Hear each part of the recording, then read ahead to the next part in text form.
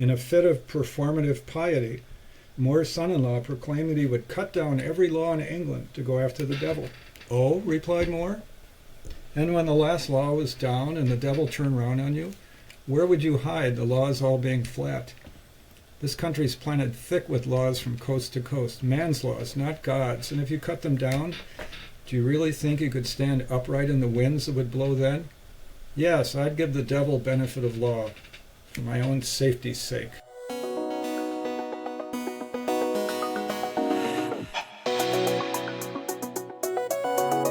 Hello and welcome to the Dr. Kristen Lyerly Show. I'm your host, Dr. Kristen Lyerly, and today our conversation is layered with hometown love and history and leadership and really hard times. And it begins back in April of 2020.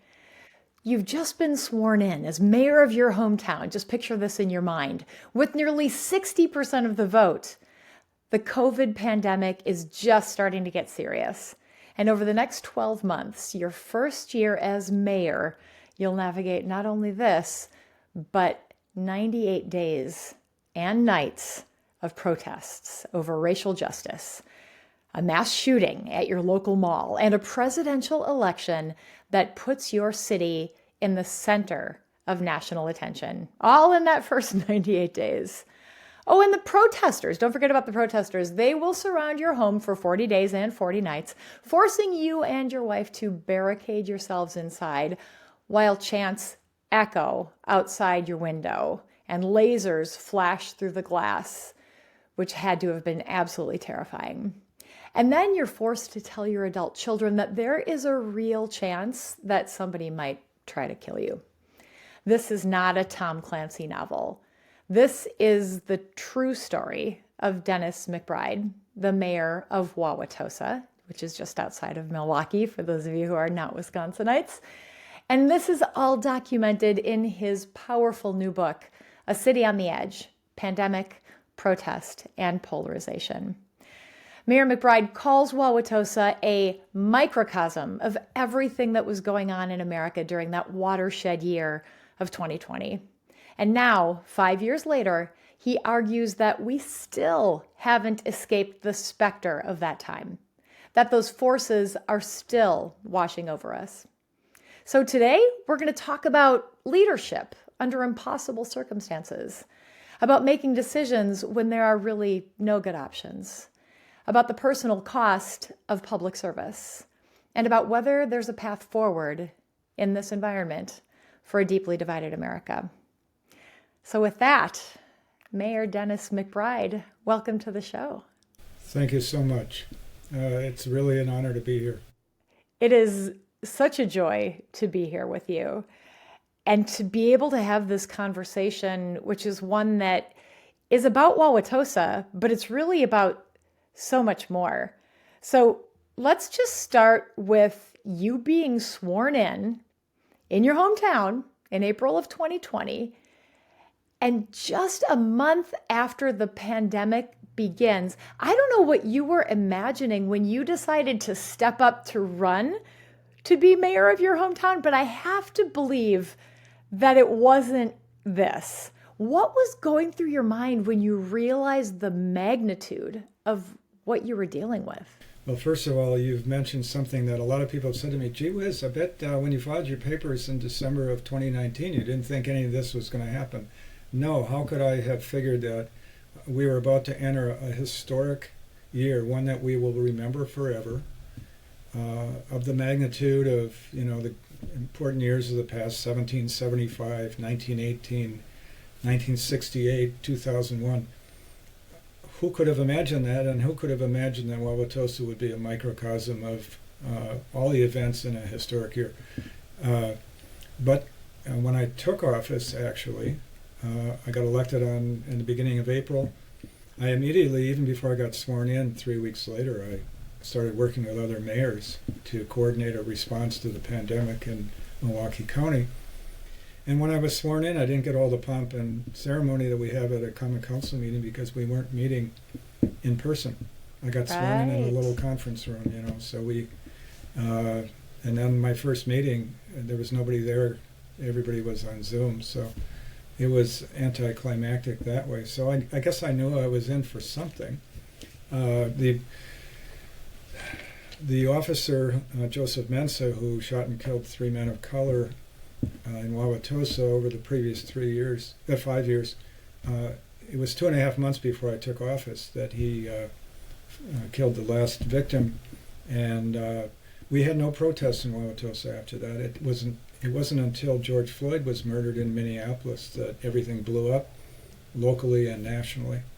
I want to point out that Wauwatosa is not the main subject of the book. Wauwatosa is a microcosm, but the editor made it clear to me that I was to write the history of America and its mayors during that time. So I talk in the book about Seattle and Portland and Minneapolis and Chicago and Louisville and New York and all that. I was one of many mayors that was dealing with Boise, Idaho, gets mentioned. So all across America, we were either dealing with the pandemic or the racial protests or something else. But again, in my first chapter, I point out we were a microcosm because it all happened in Wauwatosa. It did, but Wauwatosa is not Boise or Louisville. Wauwatosa is a suburb of Milwaukee. It's not a huge metropolis by itself. So that in itself really makes your situation unique. Well, it's kind of unfortunate in a way that our name is Wauwatosa because it sounds like a cow town with 300 people in it. But it is almost 50,000 people, 14th largest city in the state at nighttime. During the day, we're the 4th largest city in the state of Wisconsin, after Milwaukee, Madison, and Green Bay. Really? We have over 105,000 people here every day. We have the state's largest medical center. We have the state's busiest shopping mall. We have colleges and universities. We have factories. We have people coming and going. We are kind of the hub of the metropolitan area because of where we are and what we do. So it provides challenges, even during good times. It provides challenges about road construction and policing and fire protection and all the rest of it. So we are actually kind of a mini metropolis. We punch above our weight. And our troubled racial history also factors into this. We are about 81% white. I was just having a discussion today about our logo, which was developed in 1954, and I said to our deputy city administrator, there were no black people in Wauwatosa in 1954, period, 0. Our first black family arrived in 1955. So we were founded by abolitionists from New England, and our churches were stops on the Underground Railroad, and we lost that, and we became as segregated as the rest of America. And we are paying one of the theses of my book is that we are paying the price. America and Wauwatosa are paying the price of that racial segregation. Yeah, Wauwatosa went from being, as you said, a stop on the Underground Railroad to being a sundown town. Yes. It was sundown, for those who don't know, that means that if you were black, you had to leave town before sundown. And that wasn't just Wauwatosa, that was thousands of communities across America. But again, we started as a stop on the Underground Railroad, and we descended into that. So let's back up a little bit, because you wrote this book and your parents were both journalists at the Milwaukee Sentinel and the Milwaukee Journal. So this kind of runs in your DNA. So as you recognized what you were dealing with, that Wauwatosa was a microcosm. What was going through your mind when you understood the magnitude that this wasn't just about the town you grew up in, but this was so much bigger than that? Well, first of all, I'm also a journalism graduate at the University of Wisconsin-Milwaukee. So as soon as this all started happening, I said, there's a book in this. Mm-hmm. I have a brother who's published 25 books. I have a sister who's published several books. My twin brother and I, as you know, published a book together. We're a book writing family. This is literally in our DNA. So I said, there's a book here, and people said, well, what is the book for? Is this a memoir? And I said, it's part memoir, but it's not a memoir. The publisher didn't want my personal memoir. It is a history of the moment, 2020 and beyond. It is part memoir. It's also part explanation, because many people to this day do not understand why mayors did what we did or why we didn't do what we didn't do. There are There are chapters in here explaining the law behind it, the practical realities of the moment. So I thought people needed to know that. I wanted to preserve the history, but I also wanted people to understand the pressures on city governments and governments in general. You didn't have to write this book. Right. And I should mention, because your twin brother, Dr. Pat McBride, who was the Dean of Students at the University of Wisconsin Medical School, where I went to school, and one of my just favorite people in the world, would be upset with me if I didn't at least mention his book, The Luckiest Boy in the World, which you also co-authored. Right. So you did not have to write this book, but there was something in you that recognized that this was a story that had to be told. Right. Still, it wasn't easy, was it? None of it was easy in a way, but I don't live in fear. I didn't live in fear then, and I will not live in fear. It's just not in my nature. At the same time, I have been guarded. I may make that point, that I did wonder constantly in 2020 and 2021 whether people were friend or foe. I had to look at their eyes and try to figure that out. People yelled at me on the street sometimes, but I also got some quiet support from a lot of people. So America was insane in 2020. That's part of the story of the book. That, I mean, literally the American Psychological Association said in 2023, we have been living in collective trauma, which is another way of saying we were all a bit crazy during that time. And we remain a little bit crazy, and the pandemic continues to affect us, particularly young people, I think. But, and that's been well documented, but people were carrying guns everywhere in the protests, and whether it was a pandemic-related protest or a racial protest, they were carrying guns. And we all know what happened in Minnesota with Melissa Hartman and others, and judges have been shot and killed. I could go on and on. My book points out the surveys of elected officials that were under death threats and things. Well, yeah, you had to maintain your composure. I mean, you were the mayor, but also you were barricaded in your house for 40 nights. Right. How did you do that? Well, the easiest way of describing it is to say, I suppose it's just my nature, but the other part is people said, how did you survive it? And I said, swimming and running. You have to have an outlet for yourself, and the physical release is something I've always said. I've been an athlete my whole life, and I need that, and I needed it then. So the daily swim or the run was the thing that kind of kept my equilibrium during that time. Yeah, you got to keep yourself healthy, and you have to keep your people close. It's the Greek ideal of the sound mind and the sound body. That's right.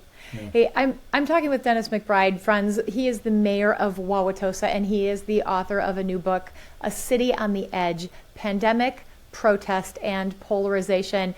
We've been talking about a lot of stuff. We have to take a little break now, but when we come back, we're going to go a little deeper into the personal toll that this has taken on you and your family, as well as some of the difficult and even impossible decisions that you've had to make in response to this challenging time. You're listening to the Dr. Kristen Lyerly Show, streaming on the Civic Media app and all across Wisconsin on the Civic Media Radio Network.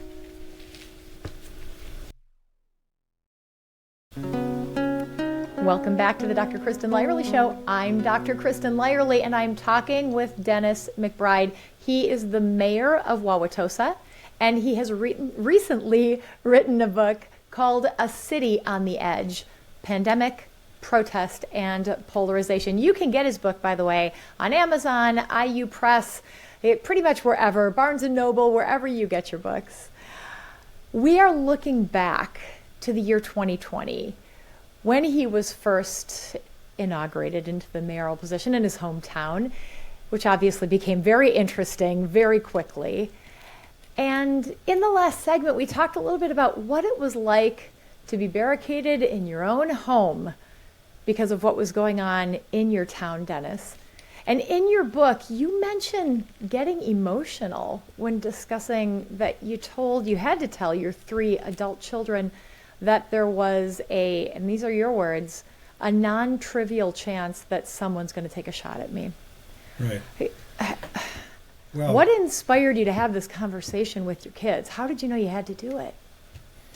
I didn't call them up and say, okay, we got to have a family meeting. I just casually said this to each one of them. Fortunately, 2 live in Chicago and 1 lives in New York, so we didn't have to worry about them physically.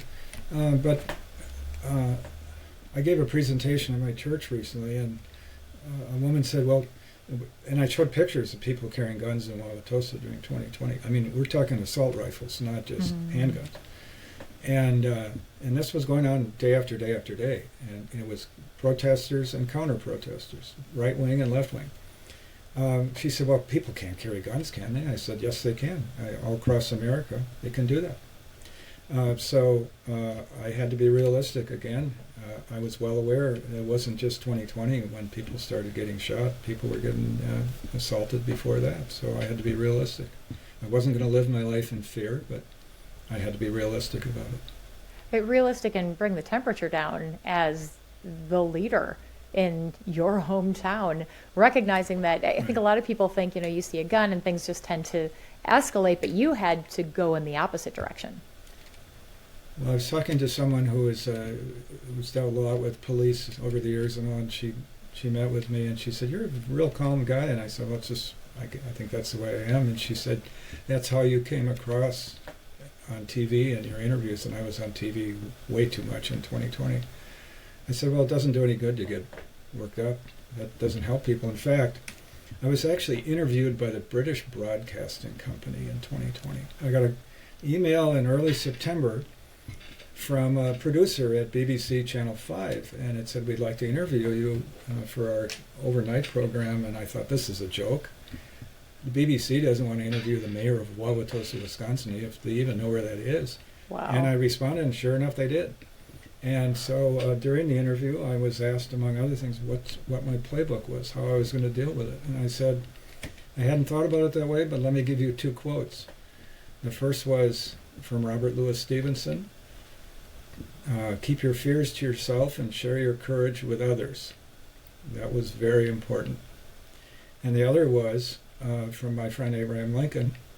In his second inaugural address, he said, we move forward with firmness in the right as God gives us to see the right.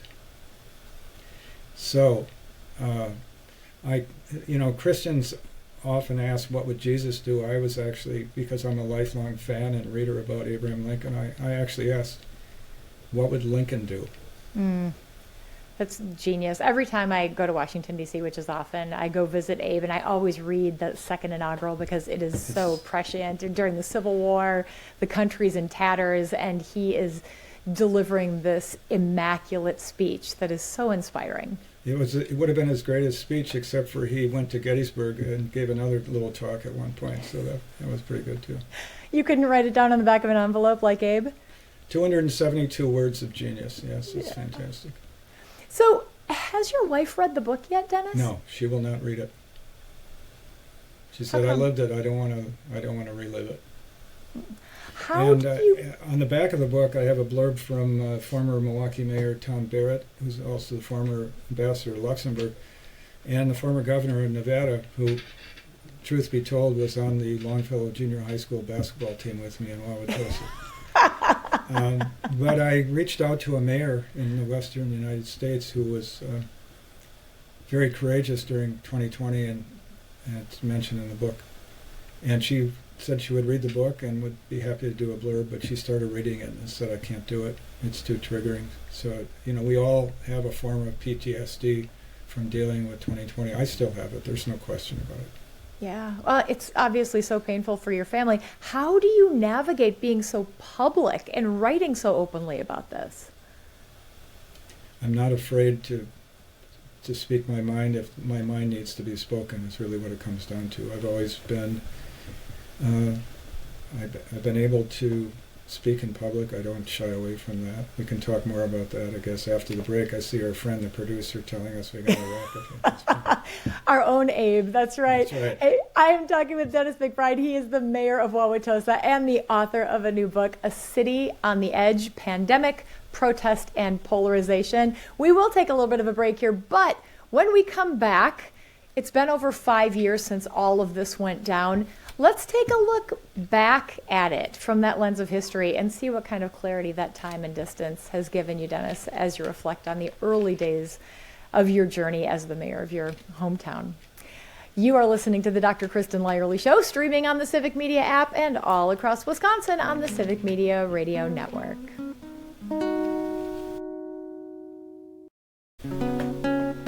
Welcome back to the Dr. Kristen Lyerly Show. I'm Dr. Kristen Lyerly, and I am here with Dennis McBride. He is the mayor of Wauwatosa, his hometown, and the author of a new book, A City on the Edge, Pandemic, Protest, and Polarization. Available pretty much wherever you get your books. I saw it this morning on Amazon. It's also on IU Press, Barnes & Noble, Books A Million, and lots of other spots.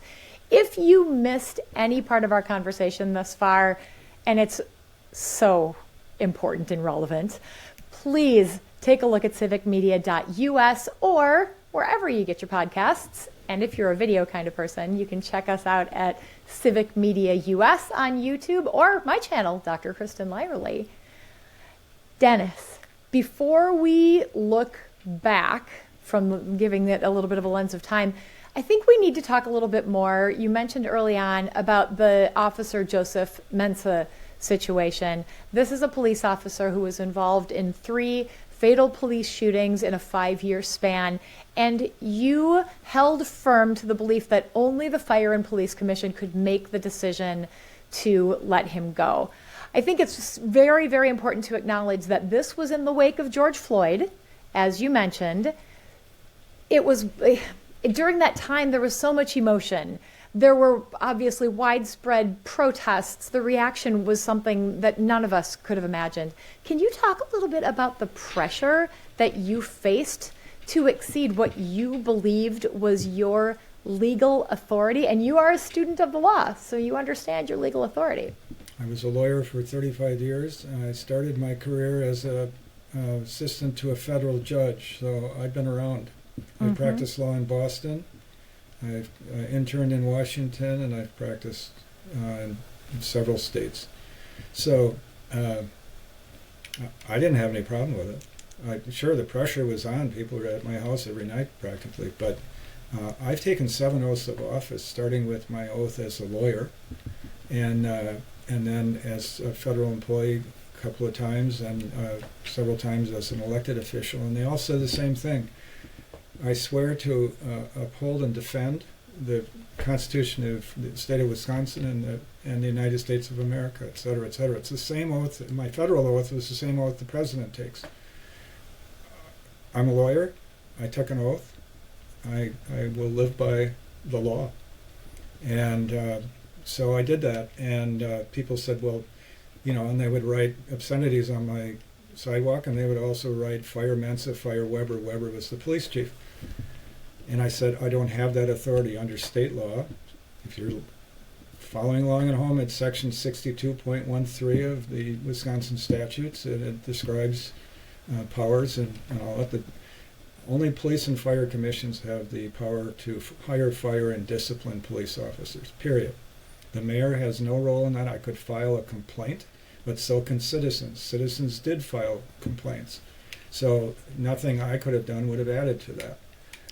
What people didn't know, and I couldn't explain to them, was that behind the scenes we were working to negotiate a separation of Officer Mensah from Wauwatosa employment. And we accomplished that in November that year. But I couldn't talk about that in public because you don't negotiate in public in front of protesters. You negotiate in private. It's really easy to take an oath when there's no pressure on. But when you are literally in your house and there are protesters outside and you are feeling threatened, it has to be uncomfortable. I mean, that can't even begin to capture what you must have felt. How do you balance that between doing the popular thing isn't even the right word, like the thing you feel pressured into doing versus the thing you know is the right thing? Well, let me read a paragraph from my book. Because I have always grown up admiring not only Abe Lincoln, but people who lived by their principles. So here's the paragraph. In Mensa's case, the question was not one of morality, but of law. In 1966, A Man for All Seasons won the Academy Award for Best Picture for its depiction of the life and death of Thomas More, the patron saint of lawyers, politicians, and public servants, and the Lord Chancellor of England, beheaded by King Henry VIII for opposing the Protestant Reformation. In one scene, More's wife, daughter, and son-in-law demanded that More arrest a man for being bad. Ever the lawyer, More answered that he would let the man go if he was the devil himself until he broke the law. In a fit of performative piety, More's son-in-law proclaimed that he would cut down every law in England to go after the devil. Oh, replied More, and when the last law was down and the devil turned round on you, where would you hide, the laws all being flat? This country's planted thick with laws from coast to coast, man's laws, not God's, and if you cut them down, do you really think you could stand upright in the winds that would blow then? Yes, I'd give the devil benefit of law for my own safety's sake. How relevant does that feel in this day and age, huh? I taught at Marquette Law School for a couple of years. I taught legal writing and lawyering to first-year lawyers, and I always ended my last class. I always quoted from A Man for All Seasons. Richard Burton, right? No, it was Paul Scofield. Ah! Yes, very good. All right, fine. He's one of those great English actors. But it's a All right. wonderful thing. Let's look back through the lens of history. I know you love to do that. I sure do. It's been over 5 years now, and you intentionally waited to tell your story. I had to wait because that's what the editor told me we were going to do. He said, you know, every author wants to publish tomorrow. And it was frustrating to wait and wait and wait, but he said, we're going to do a 5-year look back. Because, we're going to do a 5-year look back. And I thought, oh boy, I don't want to do that. But it made it a better book. Because You think so? And I gave a presentation earlier today, 2020 is still with us. We have not left it behind. We are still, a couple of people have said, I read that pandemic chapter and I thought, we're still going through all that. And I said, yes, we have vaccine denial, and we have people who think that the pandemic was a hoax and all that kind of crazy stuff. And we're going to deal with that again if we have another outbreak of something and people are not getting vaccinated for measles and all the rest of it. That's insanity. At the same time, we are dealing with mental health challenges still, again, with young people particularly, but also other people. Problems with isolation, social isolation, whatever. And the 2024 election the outcome was very much in part because of what happened in 2020.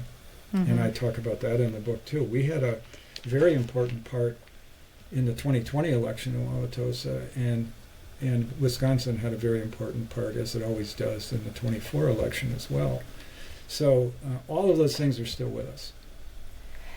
You mentioned earlier that you've been having conversations with other mayors, essentially your entire tenure as mayor of Wauwatosa.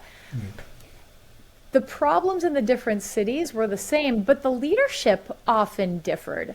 What surprised you the most about how different cities responded to the same national crises that you were dealing with?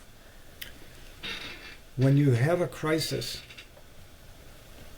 you have to find a North Star, and the North Star for me was just do it. First of all, there are two things. Again, I quoted Lincoln, firmness in the right as God gives us to see the right. That's your conscience. The other part, though, is the law. As I said, it wasn't as hard as you might think because I just relied on the law. I talked to two legislators who said, well, you just need to fire the police officer. And I said, I can't do that. And they said, well, you need to do that. And I said, you guys wrote the laws. I'm following the law that you wrote. If you don't like it, you can change the law. You're legislators. And they said, we can't do that because we're Democrats and the Republicans control everything. And I said, well, that's not my problem. Until the law changes, I'm going to follow the law as it exists. I think other cities got into trouble when they didn't follow the law. Milwaukee was one of them, not Mayor Barrett.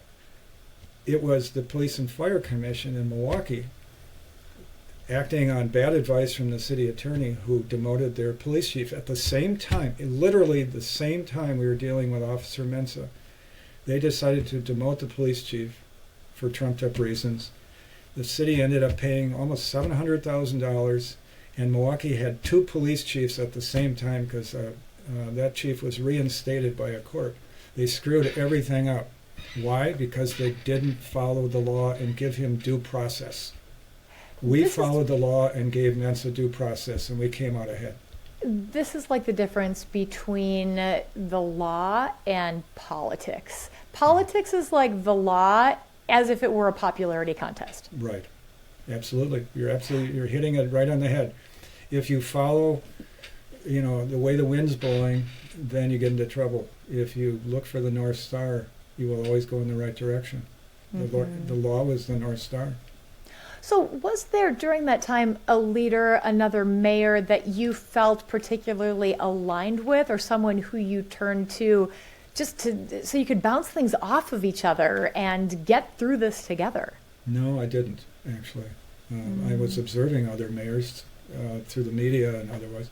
I did get a call from Kenosha Mayor John Antaramian during our curfew period. I declared a 5-night curfew in October of 2020. And he was expressing his support, and he asked whether I was seeing outsiders, and I said yes. We're seeing outsiders. He said all the trouble in Kenosha was caused by outsiders, and it was. And on a monthly basis, I meet with other mayors and village presidents in Milwaukee County in a group we have called the Intergovernmental Cooperation Council. But I was on an island by myself because no community in the Milwaukee area was going through what Wauwatosa was going through. There was no one to talk to. And I would have had to have called Mayor Fry in Minneapolis or something. He didn't need me to bother him. Mayor Rhodes Conway in Madison was dealing with some of those issues at times. But I didn't talk to other people. When I think about elected officials going through what you went through, and then I think about what citizens think you're going through, people have perspectives and thoughts as they're watching things evolve. And what I'm hearing from a lot of regular citizens these days is that the system is broken. It's not working for us. Democrats, Republicans, whatever, people who are not paying attention are just frustrated. But you have said that government is a messy thing, and it's messy because we all need to get involved. So what would you say to these people who have lost faith in their elected officials? To a large extent, the people, many of them in Washington and some other places, that are causing the trouble are trying to make people feel hopeless. Our system is set up for participation. And if you, there's a quote that I live by that used to be at the top of the Milwaukee Sentinel editorial page every day. It was the Anglo-Irish statesman Edmund Burke, and it was, the only thing necessary for the triumph of evil is that good men do nothing. I amend that to people he was writing in the 1770s. But the only thing necessary for the triumph of evil is that good people do nothing. That's still true today. If people are complaining, and they complain to me every day about this and that and the other thing, we're going through budget season right now. And I said to a couple of people today by email, what is your alternative? Help me out. Get involved. Exactly. We've done a lot of looking back so far in this episode. Let's, in the next segment, look to the future.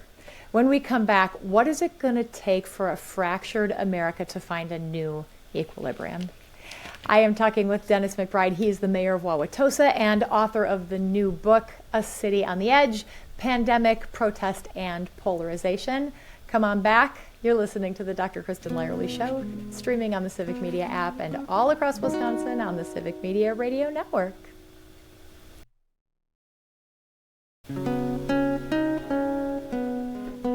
Welcome back to the Dr. Kristen Lyerly Show. I'm Dr. Kristen Lyerly, and I'm here with Dennis McBride, the mayor of Wauwatosa and the author of a new book about his term as the mayor, what happened in April 2020, how he dealt with it, and what his reflections are looking back. The book is called A City on the Edge, Pandemic, Protest and Polarization. You can find it at Amazon and everywhere else where you get your books. We've been talking this hour about the events that unfolded during that first time in office and how that has really shaped his perspective on leadership. Dennis, you were reelected in 2024, again with nearly 60% of the vote. What does that tell you about how your community, your hometown, views those really challenging decisions that you had to make in 2020? Well, obviously it was a vote of confidence and kind of a ratification of what I did. I have said in other interviews, I felt like I was on an island during 2020 and beyond because there were no, public expressions of support from anyone. People were terrified. Other elected officials did not speak up on my behalf. I got a lot of private statements of concern and support, but nobody was able or willing to come out in public. That was a lonely place to be. An island is a lonely place. But I was getting enough people who were quietly saying to me at the local athletic club or at the grocery store or on the street, I support Black Lives Matter, but I don't like the violence, or I like what you're doing or whatever. You, as a public official, you always hear from the loud naysayers. I was hearing from the 10 to 15% on the extreme left and the 10 to 15% on the extreme right. And if one thing comes out of this book is I really do not like extremists, and I don't care what side they come from. I don't like extremists. I was not raised that way. My mother was a political reporter and also at one point the vice chair of the state Democratic Party during the Kennedy years. And my father used to joke, "You were raised at your mother's knee and other joints." So I was, and my father was a hard-bitten, pragmatic newspaper reporter too. I was raised to be pragmatic. People want to perform in politics all the time. Sometimes it works, but only for a little while. You want to be a workhorse, not a show horse, and that's what I am, and that's what I'll be.